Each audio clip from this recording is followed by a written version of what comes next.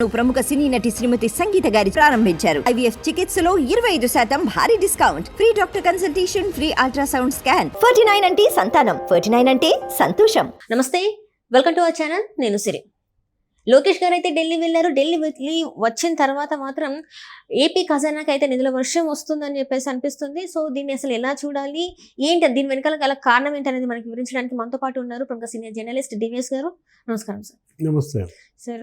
నిన్న మనం చూసినట్టయితే అమిత్ షా గారు ఫోన్ చేశారు లోకేష్ గారికి. ఆ కాల్ రాగానే ఢిల్లీ వెళ్ళారు లోకేష్ గారు అని చెప్పేసి మనకి వార్త అయితే ఉంది. సో ఢిల్లీ వెళ్ళిన తర్వాత ఏపీ ఖజానాలోకి నిధుల వర్షం వచ్చేసిందని చెప్పేసి మరి వార్తలు వస్తున్నాయి. అంటే ఈ సడన్ గా ఇట్లా నిధులు రావడానికి గల కారణాలు ఏంటంటారు? అంటే ఈరోజు ఒక పత్రికలో వచ్చిన వార్త ఏంటి, 2560 కోట్లు తెలంగాణ పద్దు నుంచి ఏపీకి రావాల్సినవి వచ్చినాయి అని బ్యానర్ ఐటమ్ ఇచ్చిన ప్రదేశం. మనం ఏంటి, అంతకుముందు లోకేష్ 2 రోజుల క్రితం ఢిల్లీ వెళ్ళడము, మరి ఇవాళ 2560 కోట్లు రావడం, ఇది ఎప్పటి నుంచి పెండింగ్ ఉన్న డబ్బులు.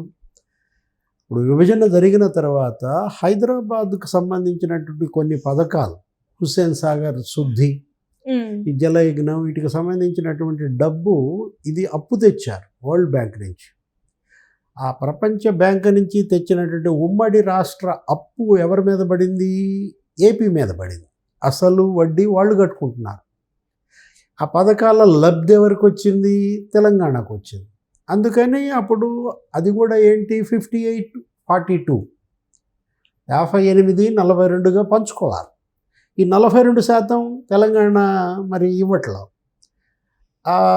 కేసీఆర్ హయాంలో మనం చూసాం, జగన్మోహన్ రెడ్డి తీసుకురాలేకపోయాడు. కేసీఆర్తో జగన్మోహన్ రెడ్డి సయోధ్యం ఉన్నా కూడా ఆ నిధులు తెచ్చుకోలేని పరిస్థితిలో ఇవాళ ఇక్కడ రేవంత్ రెడ్డి ముఖ్యమంత్రి కావడం, అక్కడ చంద్రబాబు ముఖ్యమంత్రి కావడం, కేంద్రంలో ప్రధాని మోడీ ప్రభుత్వం చంద్రబాబు ఎంపీల పైన ఆధారపడి ఉన్న నేపథ్యంలో నిన్న లోకేష్ ఢిల్లీ వెళ్ళగానే ఇవాళ 2560 కోట్లు పడగానే లింక్. అంటే ఈ 2-3 నెలల్లోనే కేంద్రం ఆంధ్రప్రదేశ్ ఏది అడిగితే అది చేస్తోంది. ఇందాక మనం అనుకున్నాం ఏంటి, మోడీ 3.0, ఇవాళ చంద్రబాబు 4.0 మీద ఆధారపడి ఉంది. మోడీకి ఆక్సిజన్ చంద్రబాబు ఇస్తున్న నేపథ్యంలో మరి ఆంధ్రప్రదేశ్కి ఆక్సిజన్ ఇవ్వాల్సిన బాధ్యత ఎవరికి ఉంది? కేంద్రానికి. ఆంధ్రప్రదేశ్ 10 ఏళ్లలో నీకు విభజన నష్టం కన్నా జగన్ చేసిన నష్టం ఎక్కువ. జగన్మోహన్ రెడ్డి 5 ఏళ్ల పరిపాలనలో నీకు 10 లక్షల కోట్ల అప్పుల్లో కురికిపోయింది. ఇక్కడ అభివృద్ధి కార్యక్రమాలన్నీ ఆపేశాడు. బటన్లు నొక్కానని చెప్పి ఆ సంక్షేమానికి పంచానంటూ ఎక్కువ అవినీతి కుంభకోణాలు చేశారు. ప్రతి స్కీమ్లోనూ స్కామ్ చేసిన పరిస్థితి. పోలవరం ఆపేశారు, అమరావతిని చంపేశారు. నీకేం జరిగింది? వలసలు పెరిగాయి. దీంతో ఖజానా ఖాళీ అయిపోయింది. ఇప్పుడు మరి కేంద్రం ఏపీ ఏది అడిగితే అది ఇస్తోంది. ఫస్ట్ బడ్జెట్ మొన్న చూసావు నువ్వు, తొలి బడ్జెట్లోనే 60,000 కోట్ల సహాయం అందింది. 15,000 కోట్లు నువ్వు చెప్పింది అమరావతికి మాత్రం. దాంతోపాటు పోలవరం పూర్తి చేసే బాధ్యత మాదే అన్నారు. ప్రకాశం జిల్లాను కూడా వెనుకబడిన జిల్లాల జాబితాలో చేర్చారు.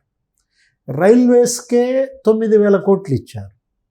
అమరావతి ఔటర్ రింగ్ రోడ్డు కూడా మాదే బాధ్యత, 25,000 కోట్లు ఇస్తామంటున్నారు. అసలు కేంద్రమే పారిశ్రామికవేత్తలను కూడా ఏపీలో పరిశ్రమలు పెట్టమని ప్రోత్సహిస్తోంది. నిన్న కూడా ఆ గోడ్రేజ్ నాదిర్ ఆయన వచ్చి సీఎం చంద్రబాబుని కలిశారు. 2,800 కోట్ల పెట్టుబడులు పెడతానికి మరి గోడ్రేజ్ కంపెనీ ముందుకొచ్చింది. అటు పరిశ్రమలు రాబట్టడం, నెక్స్ట్ కేంద్రం నుంచి రావాల్సిన నిధులు తెచ్చుకోవడం, మరోవైపు తెలంగాణతో సమన్వయం సహకారంతో విభజన చట్టంలో హామీలు అమలు చేయడం, ఇదంతా కూడా ఒక పద్ధతి ప్రకారం అడుగులు వేస్తోంది చంద్రబాబు ప్రభుత్వం. మనం చూసాం ఇవాళ ఆంధ్రప్రదేశ్ మరి తలసరి ఆదాయంలో తెలంగాణ కన్నా 1,00,000 రూపాయలు వెనకబడింది. ఇంత తేడా గతంలో లేదు. ఏది 2014లో చంద్రబాబు ముఖ్యమంత్రి అయినప్పుడు ఆంధ్రప్రదేశ్కి తెలంగాణకి తేడా కన్నా జగన్మోహన్ రెడ్డి ముఖ్యమంత్రిగా దిగిపోయేటప్పటికి తెలంగాణకి ఆంధ్రప్రదేశ్కి తేడా పెరిగిపోయింది. తెలంగాణ ఏమో సంపన్న రాష్ట్రంగా మారింది, ఆంధ్రప్రదేశ్ ఏమో అప్పుల్లో కూరుకుపోయింది. 10 లక్షల కోట్ల అప్పులు అంటే మరి ఇంకా ఎప్పటికీ ఆంధ్రప్రదేశ్ నిలదొక్కునే పరిస్థితి. అటు కేంద్రం చేయూత అందించాలి, తెలంగాణ కూడా సహకరించాలి. పోలవరం పూర్తి అవ్వాలి, అమరావతి నిర్మాణం శరవేగంగా జరిగితే ఏమవుతుంది? అప్పుడు నీకు అక్కడ ఉపాధి కల్పన జరుగుతుంది, పరిశ్రమలు వస్తాయి. ప్రపంచ బ్యాంక్ ప్రతినిధులు మొన్నొచ్చి చంద్రబాబుని కలిశారు.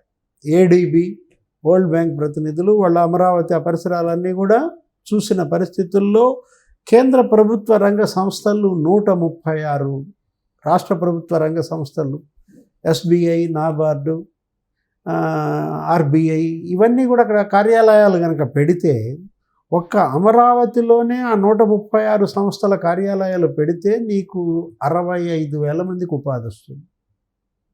ఇప్పుడు చంద్రబాబు ప్రభుత్వం ఏర్పడి 3 నెలల్లో, ఇంకా అవ్వలేదు. ఈ 3 నెలల్లోనే నీకు ఇన్ని పాజిటివ్ కనపడుతోందంటే, అటు మచిలీపట్నంలో ఆయిల్ రిఫైనరీ, ఇటు సాఫ్ట్వేర్ కంపెనీలన్నీ ఇవాళ ఆంధ్రప్రదేశ్కి రావడం, రాయబారులు కూడా వచ్చి కలవడం, అటు సోలార్, విండ్ పవర్ ఆ కంపెనీలు కూడా వస్తున్న నేపథ్యంలో నిన్న మనం చూసాం బ్రూక్స్ ఫీల్డ్ అనేది వస్తోంది. 42,000 కోట్ల పెట్టుబడులు అన్నమాట. రాయలసీమ నీకు సోలార్ విండ్ పవర్ హబ్గా మారే అవకాశం ఉంది. నెక్స్ట్ అశోక్ లేలాండ్ కూడా రేపు ఓపెనింగ్ అంటున్నారు. ఇక్కడ మల్లవల్లి పారిశ్రామిక వాడలో Ashok Leyland bus body building unit వచ్చేస్తే మల్లవల్లి ఊపిరి పోసుకుంటుంది. నీకు అమరావతిలో కంపెనీలు రావాలి, కోస్తాంధ్ర అంతా కూడా నీకు గతంలో పరిశ్రమలన్నీ పారిపోయాయి, వాటిని రాబట్టుకోవాలి. మరోవైపు విశాఖపట్నాన్ని జగన్మోహన్ రెడ్డి నేనేదో తవ్వి తలకెత్తుతున్నా, ఇక్కడే కాపురం ఉంటా, ఇక్కడ ఏదో రాజధాని పెడుతున్నా అని అతను వాళ్ళ నెత్తి మీద శటకోపం పెట్టాడు. మొత్తం అందరి దగ్గర భూ కబ్జాలు చేసేసారు. 1,000 ఎకరాలు భూ కబ్జాలే కాదు, ఇవాళ కంపెనీలన్నీ అక్కడి నుంచి పారిపోయిన పరిస్థితి. స్టార్టప్ విలేజ్ మూతబడింది. మిలీనియం టవర్స్ అని చంద్రబాబు కడితే అక్కడ ఆ కంపెనీలన్నీ తరిమేసి ఖాళీ పెట్టాడు. ఋషికొండలో ప్యాలెస్ మాత్రం కట్టానని చెప్పి ఒక 500 కోట్లు వృధా చేశాడు. విశాఖ అప్పుడు 2014-19 మధ్య మెట్టెక్ జోన్ అని తెచ్చాడు చంద్రబాబు. సూది నుంచి నీకు భారీ యంత్రాల వరకు కూడా తయారయ్యే మెడికల్ ఎక్విప్మెంట్ ఆ మెట్టెక్ జోన్లో. అప్పుడు కరోనాలో కూడా అది ఆదుకుంది. ఈ మాస్కుల తయారీ, ఈ ఫేస్ షీల్డ్లు, ఇవన్నీ కూడా అక్కడే తయారైనటువంటి దీంట్లో ఇవాళ మళ్ళా మెట్టెక్ జోన్ నీకు పునర్వైభవం వస్తుంది. కంపెనీలన్నీ మళ్ళీ విశాఖకు కూడా తరలి వస్తున్న నేపథ్యంలో పెట్టుబడుల గమ్యస్థానంగా ఆంధ్రప్రదేశ్ మారాలి, యువతకు ఉపాధి ఏర్పడాలి. నెక్స్ట్ రాజధాని నిర్మాణం త్వరితగతిన పూర్తి చేయాలి, పోలవరం కంప్లీట్ అవ్వాలి. ఇవన్నీ జరిగితే ఆంధ్రప్రదేశ్ అప్పుడు ఆర్థికంగా నిలబడుతుంది. ఇవాళ ఆంధ్రప్రదేశ్ ఎంపీలు కేంద్రాన్ని నిలబెట్టడం కాదు, కేంద్రం కనుక నిధులు ఇచ్చి ఆంధ్రప్రదేశ్ను నిలబెడితే ఆంధ్రప్రదేశ్ కూడా నీకు జీడిపికి భారీ ఎత్తున మరి సహకారం అందిస్తుంది. ఎందుకంటే పొడవైన తీర ప్రాంతం ఉంది, దీనికి వనరులు పుష్కలంగా ఉన్నాయి, అటు ఖనిజ సంపద ఉంది, విస్తారమైన భూములు ఉన్నాయి. కాబట్టి కేంద్రం గనక దీన్ని ప్రోత్సహించాల, రాయితీలు ఇవ్వాల. పారిశ్రామిక రాయితీలు కనుక ఇచ్చినట్లయితే మొత్తం పరిశ్రమలన్నీ కూడా తరలి వస్తాయి. నీకు ఇంకోవైపు ఇండస్ట్రియల్ కారిడార్స్ కూడా డెవలప్ చేస్తానంది కేంద్రం. నీకేది విశాఖ చెన్నై ఇండస్ట్రియల్ కారిడార్లో కొప్పర్తి నోడ్ కానీ, ఇటు హైదరాబాద్ బెంగళూరు కారిడార్లో ఓర్వకల్ నోడ్ కానీ అభివృద్ధి చేసి విజయవాడ హైదరాబాద్ నీకు అది కూడా నీకు నేషనల్ హైవే కూడా 6 లేన్ చేస్తారని మొన్నే కోమటిరెడ్డి వెంకటరెడ్డి అన్న పరిస్థితి. ఏదైనా ఆంధ్రప్రదేశ్కి మహర్దశ. Right sir, right. Thank you so much. నమస్తే.